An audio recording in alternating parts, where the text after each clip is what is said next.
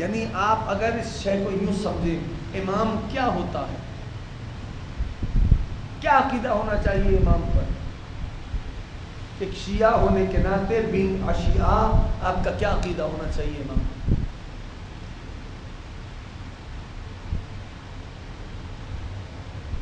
علی ابن طاؤس فرماتے ہیں کم سے کم یہ عقیدہ ہونا چاہیے فَإِنَّهُ حَاضِرٌ مَعَ اللَّهِ بِالْيَقِينِ کم سے کم تمہارا عقیدہ یہ ہونا چاہیے کہ جہاں جہاں اللہ حاضر ہے وہاں میرا امام بھی حاضر ہے۔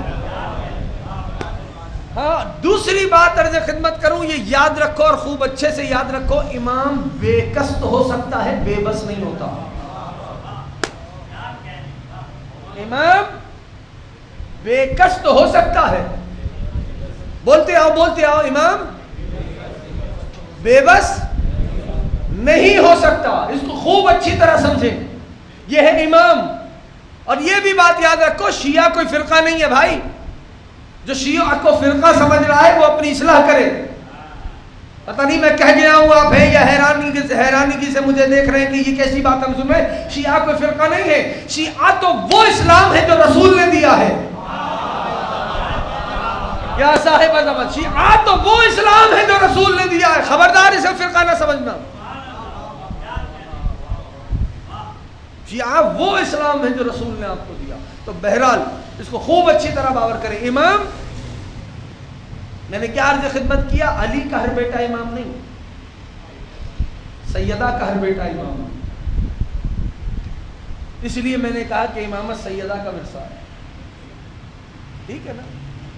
اگر علی کا ورثہ ہوتی تو علی کے سارے بیٹے امام ہوتے، لیکن امامت ورثہ ہے سیدہ کا، اس لیے سیدہ کا ہر بیٹا ہے۔ امام کیسا ہو، کون امام، کیا عقیدہ ہو شیعہ ہونے کے ناطے، جہاں جہاں اللہ حاضر ہے وہاں میرا امام بھی حاضر ہے۔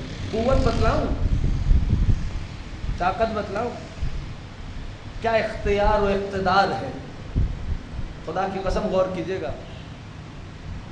یعنی یا صاحب زمان ادرکنی، ارے جملہ آ گیا کہہ دیتا ہوں، اس لیے میں نے کہا میں رٹا کے تو آتا نہیں۔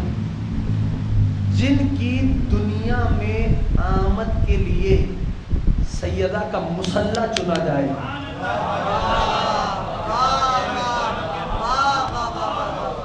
اللہ مولا آباد رکھے، جن کی دنیا میں آمد کے لیے ماہ مبارک کا نصف چنا جائے، سیدہ کا مصلی چنا جائے، وہ کیا ہوں گے؟ عظمتوں کے قرآن کو حسن کہتے ہیں۔ عظمتوں کے قرآن کا نام حسن ہے۔ امام کا ذرا طاقت و اختیار سمجھا دوں، پھر میں امام مصطفیٰ کی طرف آتا ہوں تاکہ سارے اس موضوع کے اندر سمٹ جائیں جو اشتہار پہ نام تھے، رسول خدا، امام مصطفیٰ اور جناب محسن، ٹھیک؟ اور جناب محسن کا بھی کیا ہی کہنے ہیں، چلو جملہ آ گیا تو پہلے سن لو۔ اللہ اکبر۔ تاریخ آدمیت کی پہلی دعا ہے جو پنجتن کے وسیلے سے مانگی جا رہی ہے، سنتے سارے ہو متوجہ نہیں ہو، وہ دعا کیا ہے؟ الہی بحق محمد انت المحمود۔ سنی ہے نا دعا، تاریخ آدمیت کی پہلی دعا ہے، آسان نہیں ہے یہ۔ ہاں میں تو فیصلہ ایسے ہی کر لیتا ہوں۔ ڈارون نے ایک تھیوری دی تھی کہ انسان بندر سے ایولیٹ ہوا ہے، یاد ہے تھیوری؟ جوانوں کو تو معلوم ہوگا، انسان کا جو ایولیوشن ہے وہ بندروں سے ہوا۔ تو بھائی ہوگا ڈارون کا نظریہ، اسلام کا یقین ہے کہ انسان آدم کی اولاد ہے۔ ڈارون کا نظریہ ہے کہ انسان بندر سے ایولیٹ ہوا ہے، انسان بندر کی اولاد، ڈارون کہتا ہے نہیں، اسلام کا یقین کہ انسان آدم کی اولاد۔ تو میں تو یہ نہیں جانتا، بس میں اتنا بتلا دیتا ہوں کون کس کی اولاد ہے۔ گھبرا کے نہیں سنا کرو، میں تو پڑھ رہا ہوں بھائی، میں ذمہ دار ہوں پڑھنے کا۔ یعنی تاریخ آدمیت میں دعاؤں میں وسیلے کے طور پہ سب سے پہلے پنجتن کا نام آدم نے لیا، اب دعاؤں میں وسیلے کے طور پہ پنجتن کا نام آدم کی وراثت میں چلے گا۔ جو اولاد آدم ہوگا دعاؤں میں وہ یہ نام لے گا، جو اولاد آدم ہوگا وہ دعاؤں میں یہ نام لے گا۔ پیچھے والے ہیں میرے ساتھ؟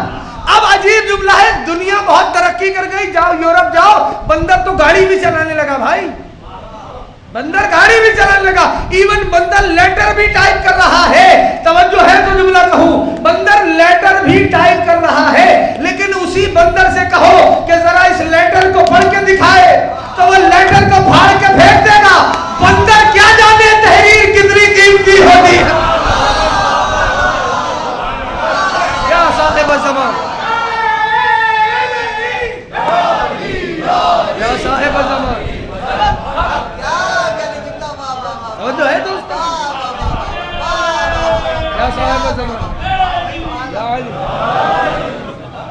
بندر کیا جانے کہ تحریر کتنی قیمتی ہوتی ہے.